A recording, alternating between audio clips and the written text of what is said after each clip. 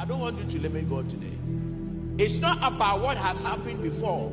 It's about what you want God to do. God is the omnipotent. He is without.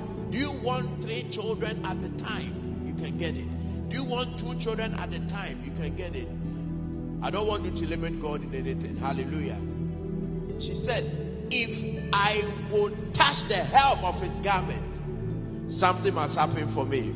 I'm believing God with somebody today that whatever is heavy on your heart, you've come to God today with, there will be an answer before you leave this place in the mighty name of Jesus. 1 Samuel chapter 1 verse 9 to 18. Hannah was a woman who had believed God for the fruit of the womb. And you see, there is something about waiting and not seeing. There is a place where you can believe God to the point that it's not happening. As a human being, the natural tendency is to lose hope. Proverbs 13:12.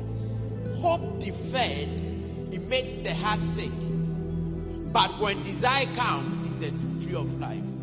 Hope if you believe God, next year this will happen. You started believing God 2020. It didn't happen. 2021, it didn't happen. 2022, it didn't happen. 2024, it didn't happen. We are now in 2025. There is a tendency for you to lose hope. Since that hope deferred makes the heart sick.